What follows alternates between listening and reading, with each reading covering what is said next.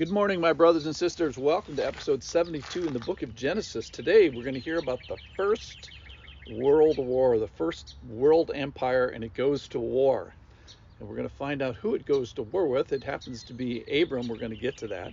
Now, remember, this is the situation. So Abram has been promised a lot. He has no children, but he does have some great wealth. And we're going to enter into a battle where an army comes thousands of miles to basically to Israel, Sodom and Gomorrah and some other kings, because they're mad at them, and they defeat a bunch of armies along the way. So this is from Genesis chapter 14, and they're eventually going to do battle with Abraham. He's called Abram at this time. This is Genesis chapter 14. In the days of Amraphel, king of Shinar. So let me tell you these impossible names I'm going to tell you. These are the four kings that are going to come all the way from Assyria past Babylon. They're going to go at least 2,000 miles, and we're going to find out why here in just a second. Okay, so here's the four kings. In the days of Amraphel, king of Shinar, Eroloch, king of Eleazar, Cherolomander, king of Elam, and Tidal, king of Golam. These kings, those four kings, made war with, and now we're going to talk about the kingdoms basically in Israel, 2,000 miles away. These four kings made war with Bera, king of Sodom, Bersha, king of Gomorrah, Shinab, king of Adamah, Shember, king of Zebulun, and the king of Bela, that is Zor. And all these joined forces in the valley of Sodom. Now that's a place just to the south of the Dead Sea. So the big question is, why did this army come 2,000 miles to fight five kings that are in the Israeli area? Well, here's why. 12 years they served Cherolomander, one of our furthest away kings. Sent him tribute. We serve you, and paid taxes. They paid their taxes. But in the 13th year, they rebelled. So these five kings in the Israel area got together and said, we ain't paying this guy anymore. He's 2,000 miles away. He'll never come chase us down. So in the 14th year, so 12 years they paid taxes. In the 13th year, they rebel. And in the 14th year, Cherolomander and the kings who were with him came and defeated. So they came. The point is, they start coming. And on the way, in the 2,000 mile journey, they start to defeat other kingdoms. So here are some of the other kingdoms. So they came and defeated Rephaim in Asheroth Kirnim, the Zulam in Ham, the Emin in Shava Kirathimim, the Horites in their hill country of Seir, as far as El Padon on the border of the wilderness. And then they turned back and came to En Mishpat and defeated all the country of the Amalekites, and the Amorites who were dwelling there.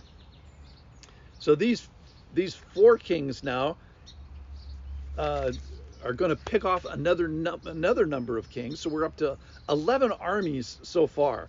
So what started as an army of four kingdoms, now they've conquered armies, and I assume taken their soldiers. So now for the big battle. Then the king of Sodom, the king of Gomorrah, and the king of Adamah, the king of Zebulun, and the king of Bela, that is Zor, went out, and they joined battle in the valley of Sodom. So these four kings that have come 2,000 miles have gained now a total of 11 armies, are going to go against five kings, Sodom and Gomorrah. So a huge battle. And so then the king of Sodom, the king of Gomorrah, the king of Adamah, the king of Zebulun, the king of Bela went out and joined battle in the valley of Sodom with Cherolomander, the king of Elam, the super far away king, Tidal, the king of Golam, Amraphel, king of Shinar, Eroloch, king of Eleazar. So this is that 4 kings against 5, or in my count, 11 kings against 5. Now the valley of Sodom was full of bitumen pits, so, tar pits. I don't know if you've been to the La Brea tar pits, but that's the idea here. Ooey gooey tarry pits. And as the kings of Sodom and Gomorrah fled, some of them fell into them, and the rest fell into the hill country. So the enemy took all the possessions of Sodom and Gomorrah, and all the rest fled to the hill country. So the enemy took all the possessions and went on their way.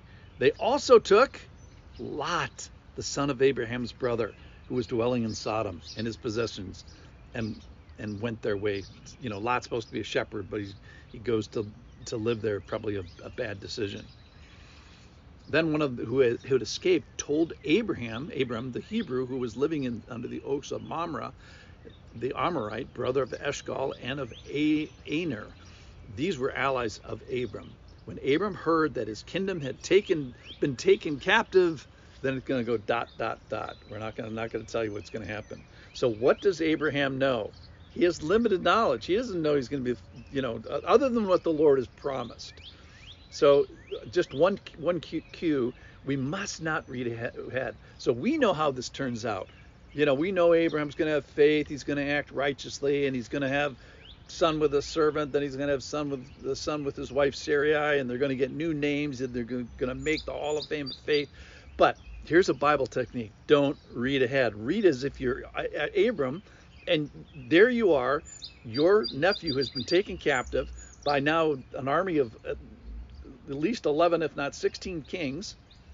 They're on their way back home, and what are you going to do? So it's one of the greatest powers the world has ever known, the Assyrian. It's a kingdom. So here's the questions that we're going to leave us is what happens next. So does Abraham continue in faith? Is the nation of the promise snuffed out because of Lot's stupid decision to go and live in the city of Sodom? Does family ties doom the family of God? Well, I'm not going to tell you how it turns out, because you have to come back tomorrow. I want to leave you with a quote from Warren Wiersbe, who says, "Your faith has not been tested until we have been asked to bear what seems to be unbearable, do what seems to be unreasonable, and expect what seems to be impossible." Tomorrow, we'll find out what happens. Thanks for listening.